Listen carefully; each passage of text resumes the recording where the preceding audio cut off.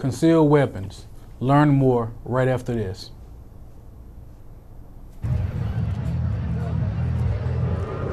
Looking for these? You drive buzzed. It could be one very expensive ride. First, you gotta make bail.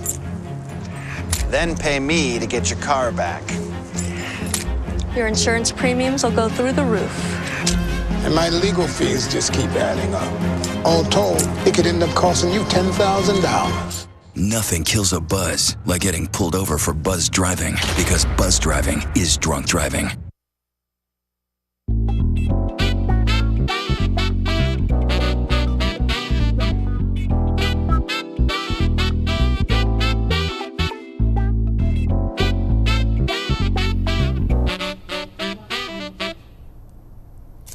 Welcome to Community Watch. Greg. Doc. Hey. How you doing? I'm all right. How are you? I'm great. Well, today we're talking about a subject that really is something you wanted to address on the show. Actually, this is a show I've been wanting to do for a long time. Yeah. Actually, yeah. Actually, I would like to do a whole community conversation about this, to be honest, but this is a start. This is a start. Well, I know the gun laws changed just recently. So that's not all there is to it that you wanted to address, but that's a big part of it. Yeah, I just think it's one thing to have a law, but as citizens, do we really understand that law? Because I think you may want to be a law-abiding citizen, but you may actually be breaking the law while you may not realize that you're breaking the law. And I think with concealed weapons, especially having a gun permit, I'm not sure that people who have that permit truly understand the full ramification of where you can and cannot go and what you can and cannot do. So, just one of those shows where we can probably shed some light on that. Well, when we come back from our break, we're going to be joined by Officer Don Davis, who's going to enlighten us on a lot of these issues. And so you'll get your discussion at last. Thank you. You're welcome. You're welcome. But it should be a very important discussion, important show today. You'll want to stay with us. So we'll be right back with our guest after this.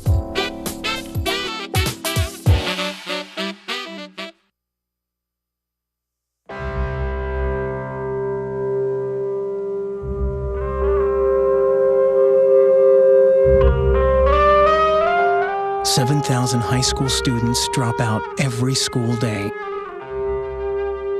That's a line of desks more than 4 miles long. We can keep students in school. Visit boostup.org and take the first step." Welcome back to Community Watch, and we're very pleased today to have with us Officer Don Davis. Welcome to the show. Thank you. And you are the Assistant Training Coordinator, is that right? Yes. For the city? City of Rome Police Department, yes, okay. sir. And I want to ask you ultimately about some of the training that y'all do, but we might as well get into it. Get into it. So Georgia laws changed the beginning of July. Yes, sir. So what are the changes that we're dealing with? The biggest changes this year had to do with where a licensed permit holder could carry a weapon. Each year in Georgia, the laws that pertain to gun ownership and the carrying of a gun get a little better for the permit holder. It allows them to carry it in more places, and this year was a continuation of that. One of the biggest changes was a change in the law that no longer allows housing authorities to mandate that people that live in public housing can't have a gun in their residence. The law was changed to say that if you lawfully maintain the gun in your residence, you can now do that, and that can't be a condition of housing that you won't do that unless federal law countermands it. So that's good, because the folks that live in public housing should have a right to protect themselves, I think. So that was one of the big changes. Another change, there have been certain places that you've been prohibited from carrying a gun even as a permit holder. Courthouses, government buildings, schools. on the school property, in the buildings at schools. And some of those things have changed this year. So the law changed to allow permit holders, weapons permit holders, to carry their weapon inside of a government building as long as the access to the building is not restricted. So normally where you would see a metal detector or maybe law enforcement officers that are checking people coming in and out of the building, that's going to be the restriction point, so you can't carry it beyond that. If you're not going to conduct your business anywhere where there is restricted access, then you're lawful to carry it inside of a government building now. You're also able to carry a gun in a place of worship, which is brand new. That's always been prohibited. Now the law has changed so that if the governing church authority grants it, they can allow their membership to carry weapons in church with them if they want to do that. The legislature's also decided that any private entity or private property owner has the right to also choose not to allow people to do that. So it's not mandated that they allow them to do that. They simply can choose to allow them to do that if they want to. And if they choose not to, then they have the right by the law to deny them access or entry into the building and to actually eject them from the property if they want to do that. So that was a kind of an opening for weapons permit carry. And then the most controversial this year has been carrying weapons on school grounds. Prior to this year, if you were a weapons permit holder, you could carry a weapon inside of your vehicle if you were momentarily transitioning the school property to drop somebody off or to pick somebody up. Would be a great example of that. But if you got out of your vehicle to go into the building, you couldn't carry it in the building. This year the law changed, and what they did is there was a term called, and it's still in the law, called a school safety zone that prior to this year really talked about geographical area around the school, and then the law differentiated between that and the school building. This year they removed the term building from the law and said that the school safety zone includes all buildings. And they further changed the law to say that a weapons permit holder can now transition the property for momentary pickup and drop off, and can also go into the school safety zone, which now includes the buildings, or onto school transportation, a bus, for instance, if they have a reason to be on the bus. So that was a big change. And I think that there was a lot of angst, I think, over that change, because a lot of folks thought, man, I don't necessarily want to see somebody walking around the school building with a gun when I'm going to eat lunch with my elementary school child. And so several of the advocacy groups in Georgia that push these new changes through or help through the legislature, they've actually gone out and asked their membership to be very responsible about this. And while it is lawful to carry a gun now on school property, is it really responsible to do it in a way where everybody knows that you have it and they see it and it alarms people? So I think personally, as a gun owner myself, just because something's legal doesn't always mean that it's the responsible thing to do. It's not unlawful for you or I or any of us that can lawfully own a gun to walk down Broad Street at 6 in the evening with a shotgun over our shoulder. We don't even need a permit to do that. Not very responsible. It's going to alarm a lot of people that don't think necessarily the way that I do. So as a gun owner, I just can't, I can't just consider the way I think about things, I think, and say, well, it's my right to do that. It is absolutely my right to do it. But as a good citizen, I think I would also want to consider the other people that are going to be around and not unnecessarily alarm people. If I can tell you, I've been in law enforcement for 21 years. If I'm sitting in the restaurant with my family eating and I see a police officer in uniform come in with a rifle, it's time for my family to get up and leave. I'm not comfortable with that, much less somebody that's not in uniform that is just exercising their right to carry a long gun without a permit. They may intend me no harm, but I can't afford, as a father and a husband, to to not do something about that, which is going to be get up and leave, you know. So Well, let me ask you this then, Officer Davis. So, just for clarification, and thank you because you've already put a lot of light on it. So, as a licensed permit owner, what are your rights in terms of having a gun? I mean, Okay. for instance, if I'm in my car, what's legal? First of all, in Georgia, another change this year, which I think was a good change, is you have to be 21 or older to apply for a weapons permit, which really applies to a handgun, is what we're talking about. This year, they changed the law to add on that those between the ages of 18 and 21 who have completed basic training in the military and are actively serving or have been discharged honorably can apply for a permit, which I think that's a good thing. If we're going to, entrust our 18, 19, and 20-year-old sons and daughters to defend our freedom, then I think we should also trust them to carry a gun if they want to. So that was a change. Without a permit, you can carry, and when I say without a permit, I mean you have to be legally able to obtain a permit, because there's some things that disqualify people from obtaining a permit. So if you're legally able to obtain a permit and you don't have one, you can still carry a gun in your car. You just can't walk around in public with it. So carrying it in your car is okay, carrying it in your house is okay, carrying it on your own property is okay, carrying it while you're hunting legally or fishing legally is okay. All those things are okay. And I would add, for hunting, you have to have, if it's not your property, the permission of whoever owns the property. So that's important. With a permit, you can carry a gun. It's easier to talk about the places that you can't carry one than it is where you can carry one. You can't carry one in a government building with restricted access, like we already talked about. You can never carry one in a courthouse, in a jail, or a prison. You're not allowed to carry one. In a place of worship, unless you have permission. In a nuclear power facility, you're not allowed to do that. Within Probably a good idea. Within 150 foot of a polling place, you're not allowed to carry one, because we all get excited when we vote, I think.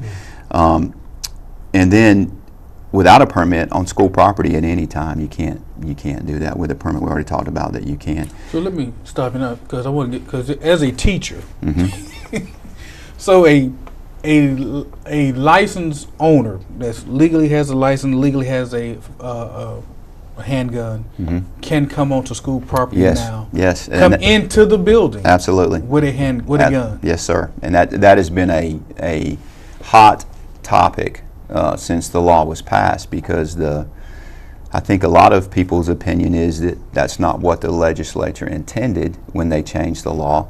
However, the way the law is written, it allows that. Will that stand up till next year's session? It may be changed. I don't know. I think as right now, as of right now, you can do that. One of the other changes too was the state is now allowing school boards and school authorities to allow their own staff to carry guns on campus if they choose to do that with some proper training. They're not mandated; they don't have to do it, but they can absolutely allow people to do that now under certain restrictions. And the other big change that we didn't talk about was bars.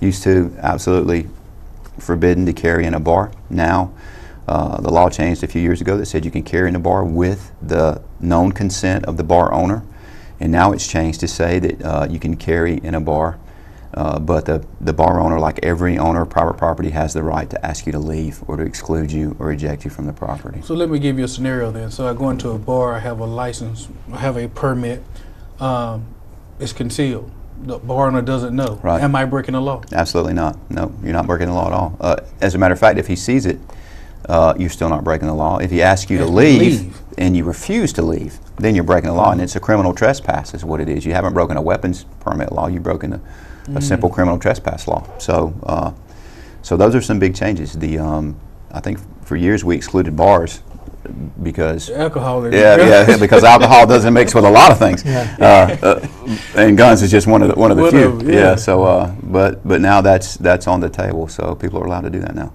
Another question, because I have a lot of them. Because reason this show is so important to me, because I think a lot of people, if you're not able to get a permit, then you shouldn't have one. Period. Right. You shouldn't have a gun. Period.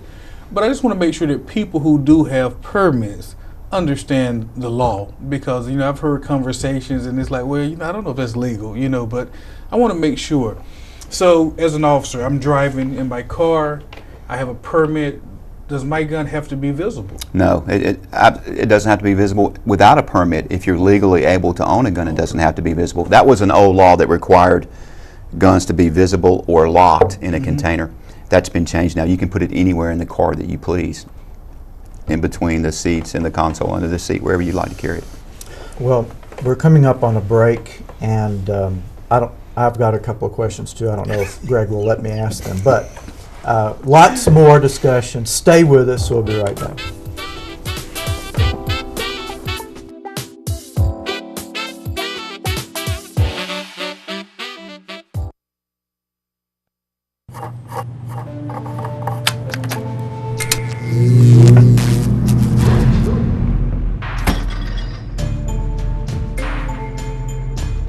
Traditional light bulbs actually generate 9 times more heat than light. Switch to Energy Star light bulbs, and you'll realize just how much cash you are really burning through. Saving energy saves you money. Learn more at EnergySavers.gov. Welcome back to Community Watch. We're having a conversation with Officer Don Davis, who is the Assistant Training Coordinator for the Rome City Police, about gun laws. And go ahead. Oh, really? All right, I'm going to ask. All right, because Greg knows a lot more about this. I'm going to ask a question from knowing nothing. So you said earlier that it was not a requirement to have a permit to carry a shotgun. Right. All right. So what is the distinction?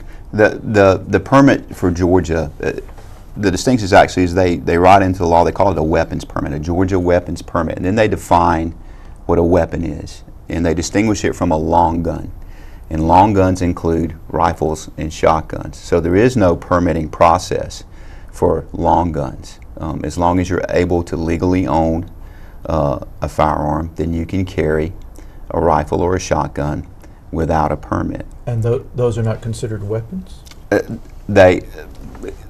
you and I they are, but as far as the legal terminology goes, weapon, when you define weapon, when the legislatures defined weapon, and they use the word weapon, they go on to say pistols that fire projectiles, brass knuckles, clubs, bludgeons, nunchucks, knives. Those are all qualified as weapons, and then they distinguish those from long guns. And so as far as the way the law is written in the legal terms, then a rifle or a shotgun doesn't fit the definition of weapon in the state law. It fits the definition of long gun. What's the logic there? I can see that, though. I can see that years ago, because I remember growing up, I know you have to remember this, when people rode around with shotguns in their truck. But they were still weapons. I know, but I'm saying I can see, as a rural community, people having shotguns, and now we have so much gun violence and the amount of death that actually occurred. But you're right, because actually what you're saying, if I'm correct, I could go out and buy an AK-40, no, that's illegal, but I could go out and buy a rifle, let's say,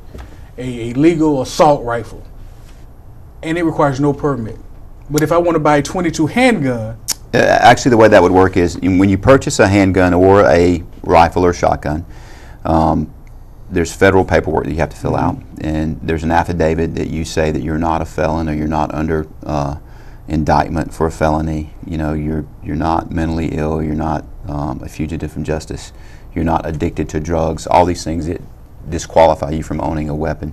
You fill that out, there's a small background check done, and then you buy your gun. And so that's not a form of registration, it's just simply making sure that you're not disqualified to own the weapon.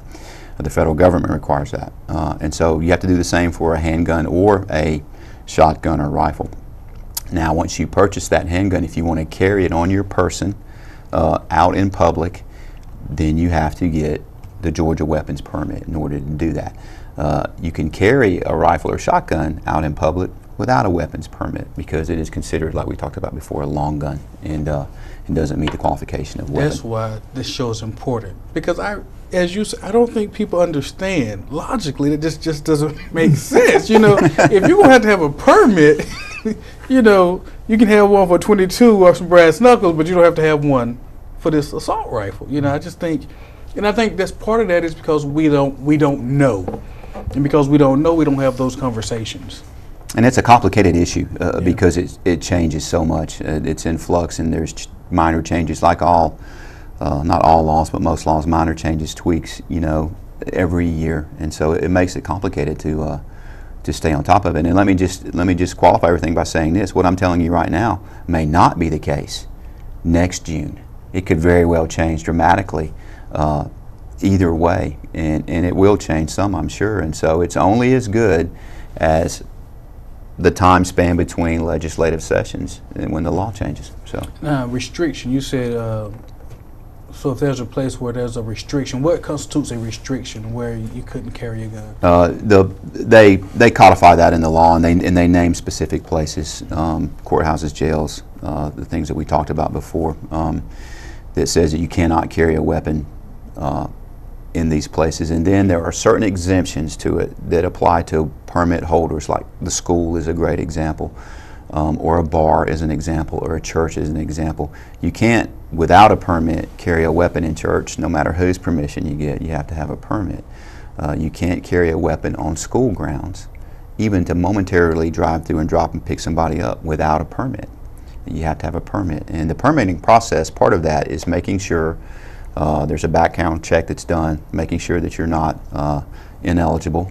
And so I think that's the thought that goes behind that. We've already checked you and vetted you before we allow you to do these things. Well, I got a ton of them. Me too. You Okay, gonna give me one? Go ahead. All right. You mentioned before that private property owners could make a decision about their Yes. own space.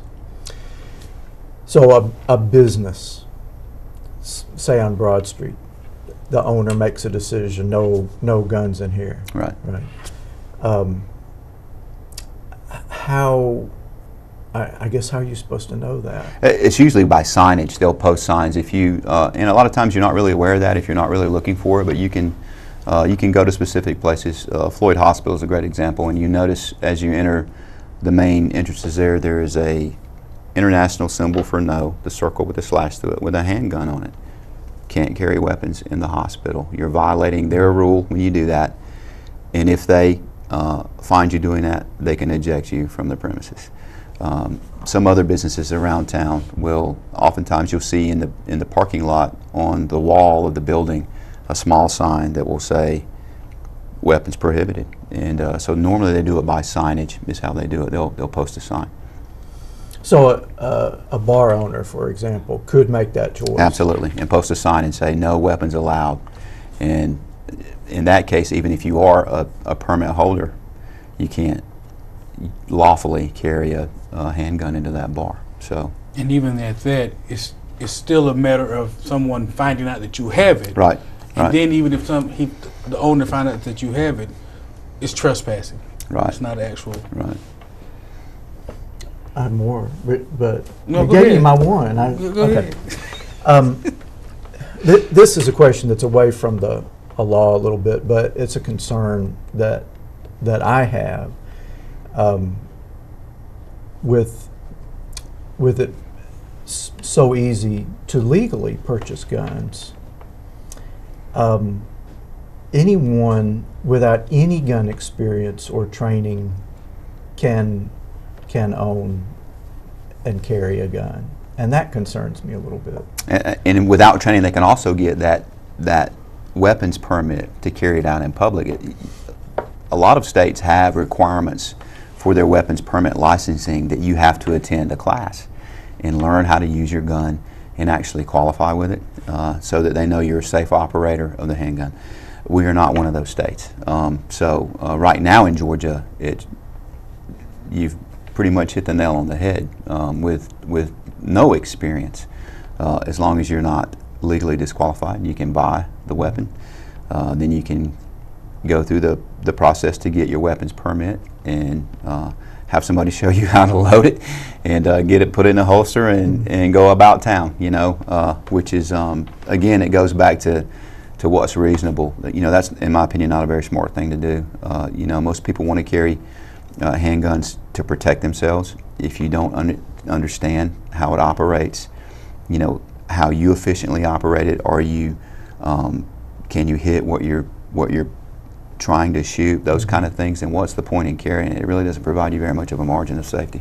And is that available to folks who choose to get it? Yes. There are several, a lot of times gun ranges will have safety courses. I know a couple of people here locally who are NRA instructors that will do instruction for folks on how to safely handle, and it mostly focuses on handguns. We at the Rome Police Department do a gun safety course for women. We don't do it for men, we only do it for women.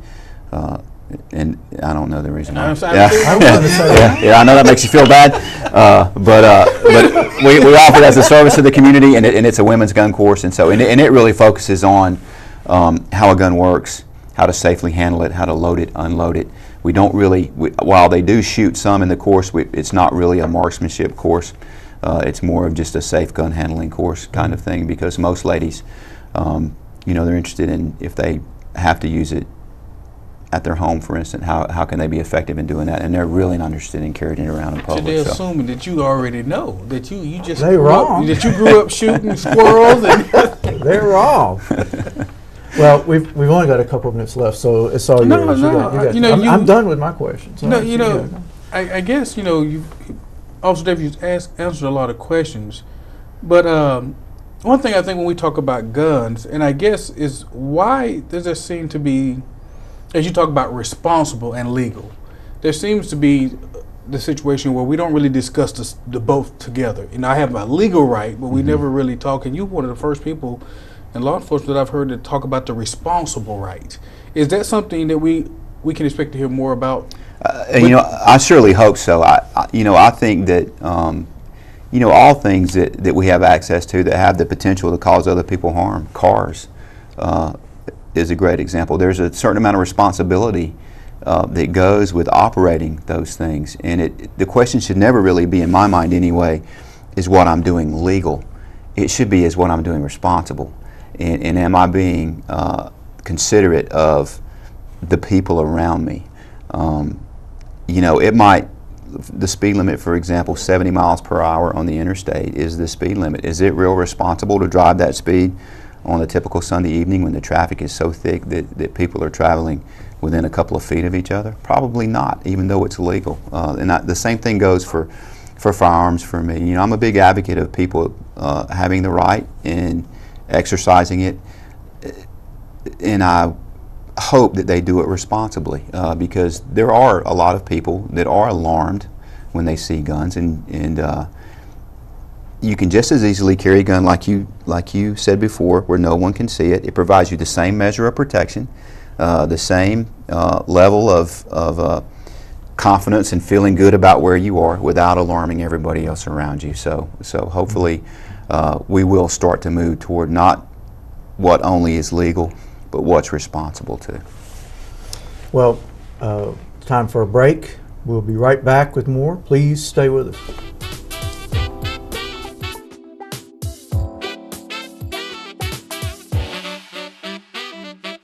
You make me wear my bike helmet. Taught me never to run with scissors. So why do you keep a loaded gun in your drawer? How safe is that? You asked them to follow some safety rules. Now they're asking you. Never let your gun get into the wrong hands. Always lock it up. Welcome back to Community Watch, and we want to thank Officer Don Davis, Assistant Training Coordinator for the Rome City Police, for informing us today on the changes and a lot of other stuff we didn't know.